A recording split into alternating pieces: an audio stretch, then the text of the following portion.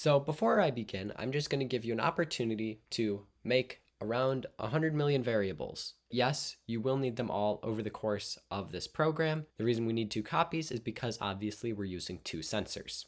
So if you need a chance to pause it, do it now. The first thing you need to do is set your movement motors. So it's very important that the first movement motor in this is the one on the left side of your robot. The second one is the one on the right side of your robot. Put all of these variables in place. So the first thing you're going to want to do is drag a loop of your choice. I'm going to be using a forever loop.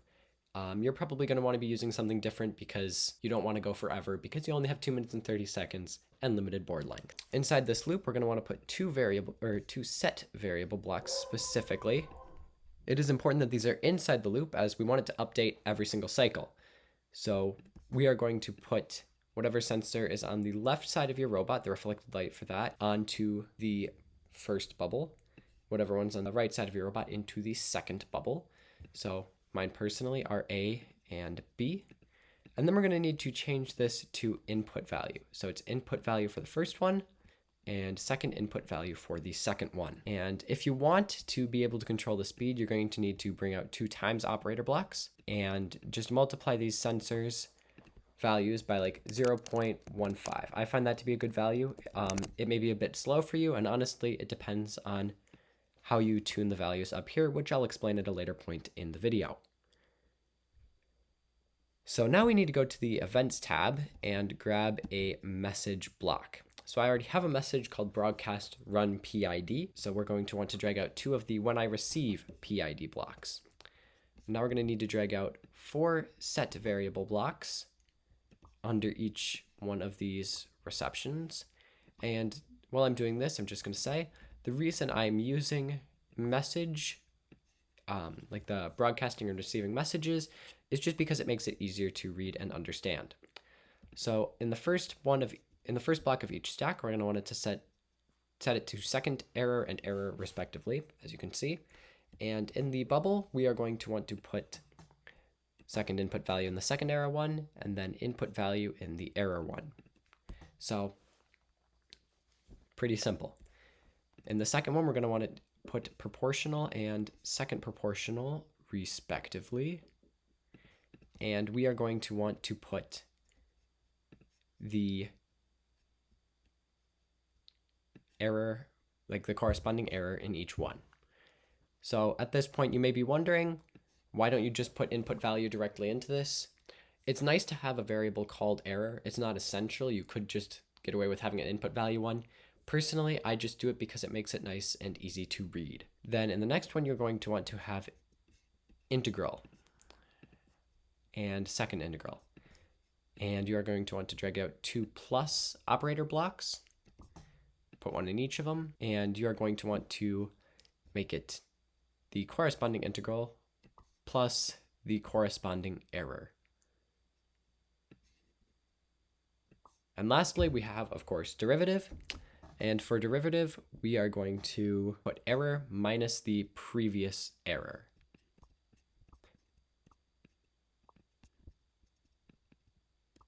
So now that we have that done, I'm going to do a bit of an explanation before we move on. After error, of course. First in the stack, we have proportional, which we set to error.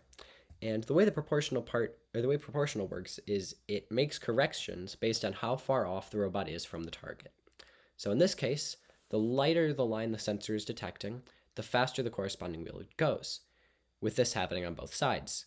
And so the darker the color, the slower the wheels go. So eventually you will have both wheels going in even speed right down the center of the line, which is exactly what you want, which is why we can have a line follower like this without needing to have a target value, which is nice. It's 1 less number to modify. Second in the stack, we have integral. And integral is arguably the least important, but it's still useful to have. It looks at how much the robot is off position, but more importantly, it looks like how much it has been off position. So it'll adjust more dramatically the longer it's been off position. And so the last one is derivative, and derivative is what helps prevent the wild overcorrections you can sometimes see with proportional line followers. And it does that by comparing the current error and the error of the last loop. So it'll kind of compare how far off the robot is versus how far it's been. So that's how that works. Now, back to the code, you will want to go to the More Movement tab of your Spike app. And if you don't have that up, just click this little block here and then click More Movement. And you're going to want to grab this Start Moving at 50% speed. And now we're going to be using a lot of operator blocks here. We're going to need to grab 4 plus blocks and 6 times blocks. So it's a bit of a lot, but excellent. So we're going to want to drag the plus blocks together like so, and then put a times block in each bubble of the corresponding block.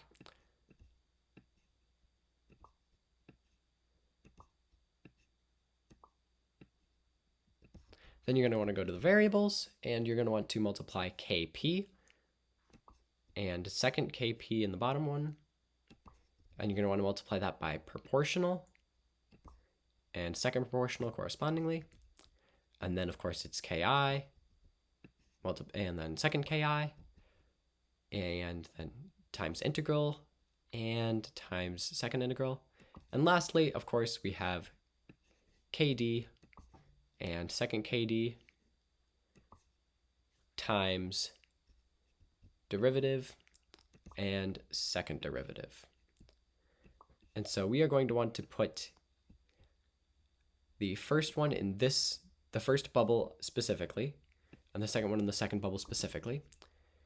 And you just want to make sure that the first input value block right here, that is corresponding to the sensor on the left side of your robot, and this one is corresponding to the motor on the right side of your robot. Otherwise, it's not going to work correctly. Just a warning. So now that we have this done, we are going to want to go back to the variables and grab 2 more set blocks. And so we're going to want to set the we're going to want to set previous error for both of these. And we're going to want to set that to error, and we're going to want to set that to previous error. We're going to want to set these to error and second error correspondingly. That way we're just using the error from the last loop next time we run through this loop, because it's constantly looping. And the very last thing we want to do is just go to the control section and make it wait like 0.05 seconds works well, 20th of a second, Minecraft tick, whatever you want to call it. That's my personal favorite number. So you may think at this point that we're done with the programming, and you'd be partially right. We have all the blocks in place, but there's one last thing we need to do.